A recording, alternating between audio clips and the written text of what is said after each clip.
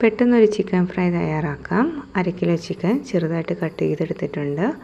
അതിലേക്ക് 10 അല്ലി വെളുത്തുള്ളിയും ചെറിയ ഒരു കഷ്ണം ഇഞ്ചി ചതച്ചത് ചേർത്ത് കൊടുക്കുന്നുണ്ട്. 1/4 ടീസ്പൂണോളം മഞ്ഞൾപ്പൊടി, 1/2 ടീസ്പൂണോളം ചതച്ച കുരുമുളക്, 1/2 ടീസ്പൂണോളം ഗരം മസാല ചേർത്ത് കൊടുക്കുന്നുണ്ട്. ഇവിടെ കാശ്മീരി ചില്ലിയാണ് എടുത്തേക്കുന്നത്. കാശ്മീരി ചില്ലി അരച്ചെടുത്തേക്കുന്നതാണ്. അതൊരു 4 ടീസ്പൂണോളം ഉണ്ട്. അതും ചേർത്ത് കൊടുക്കുന്നുണ്ട്. കാശ്മീരി ചില്ലി എന്ന് പറയുമ്പോഴത്തേന് നല്ല കളറായിരിക്കും. അതിനധികം എരിയോ കാര്യങ്ങളോ ഒന്നും കാണില്ല. നമ്മളത് ഏത് കറിയിൽ ചേർത്താലും നല്ലൊരു റെഡിഷ് കളറ് നമ്മുടെ കറികൾക്ക് കിട്ടും. ഇനി അതിലേക്ക് 1 ടേബിൾ സ്പൂണോളം ഉപ്പ് ചേർക്കുന്നുണ്ട്. ടീസ്പൂണും ടേബിൾ സ്പൂണും തിരിഞ്ഞു പോകരുത്. അരമുറി നാരങ്ങയുടെ ജ്യൂസ് ചേർക്കുന്നുണ്ട്. ഇതെല്ലാം ചേർത്തിട്ട് നല്ലതുപോലെ മിക്സ് ചെയ്യണം. മിക്സ് ചെയ്ത് ഒരു അരമണിക്കൂർ നമ്മൾ വെക്കണം. എണ്ണ ചൂടായിട്ടുണ്ട്. എണ്ണ ചൂടായതിലേക്ക് നമുക്ക് ചിക്കൻ ചേർത്ത് കൊടുക്കാം. ചിക്കൻ ഇട്ട് കഴിഞ്ഞിട്ട് ഒരു അര മിനിറ്റോളമെങ്കിലും നമ്മൾ വെയിറ്റ് ചെയ്തിട്ട് മാത്രമേ ഇളക്കി കൊടുക്കാവൂ. അല്ലെങ്കിൽ ചിക്കനകത്തുള്ള ആ മസാലയെല്ലാം പകുതിയും പുറത്തോട്ട് പോകും.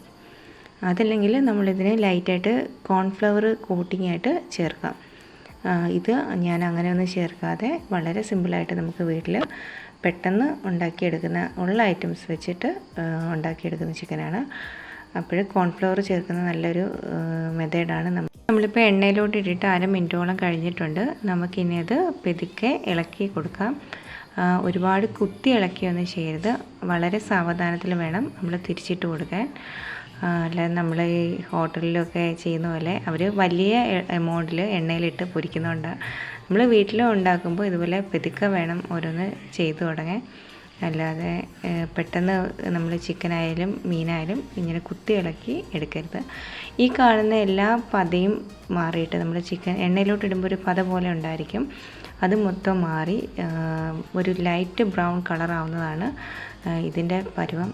ഇപ്പോൾ ആ പതയെല്ലാം മാറി ഒരു ലൈറ്റ് ബ്രൗൺ കളറായി തുടങ്ങിയിട്ടുണ്ട്. നമ്മളിതിൻ്റെ ഇടയ്ക്ക് നല്ലതുപോലെ തിരിച്ചും മറിച്ചും ഇട്ട് കൊടുക്കണം. എന്തായാലും എപ്പോഴും ശ്രദ്ധിക്കേണ്ട കാര്യം മീഡിയം ഫ്ലെയിമിൽ തന്നെ വെച്ചിട്ട് വേണം നമ്മളിത് കുക്ക് ചെയ്യാനെ കൊണ്ട്.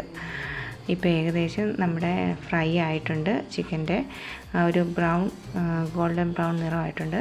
എണ്ണയിലെ പത കംപ്ലീറ്റ് ആയിട്ട് മാറിയിട്ടുണ്ട്. നല്ല ഉള്ളെല്ലാം നല്ലോണം വെന്ത് കഴിയുമ്പോഴാണ് ഇങ്ങനൊരു ഈ ഒരു പരുവത്തിൽ വരുന്നത്. നമുക്കിനി ഇത് കോരി മാറ്റാം. ചിക്കൻ ചെറിയ കഷ്ണങ്ങളായിട്ട് അരിയുന്നതിൻ്റെ ഒരു ഗുണമെന്ന് പറഞ്ഞാൽ നമ്മളത് പെട്ടെന്ന് അതിനകത്ത് മസാല പിടിക്കുകയും അതേപോലെ തന്നെ പെട്ടെന്ന് കുക്കായി കിട്ടുകയും ചെയ്യും. അല്ലെങ്കിൽ നമ്മൾ വളരെ ലോ ഫ്ലെയിമിലിട്ട് ഒരുപാട് സമയം എടുത്തിട്ട് വേണം ഇത് കുക്ക് ചെയ്തെടുക്കാൻ. നമ്മുടെ ഫ്രൈ അങ്ങനെ റെഡിയായി. എല്ലാവരെയും ട്രൈ ചെയ്ത് നോക്കണം. ഇഷ്ടപ്പെട്ടാൽ ലൈക്ക് ചെയ്യണം, ഷെയർ ചെയ്യണം, സബ്സ്ക്രൈബ് ചെയ്യണം. അപ്പോൾ താങ്ക് യു. മറ്റൊരു വീഡിയോ ആയിട്ട് കാണാം. എല്ലാവരും ഹാപ്പി ആയിട്ടും സേഫായിട്ടും ഇരിക്കുക. Thank you for watching my video. Bye.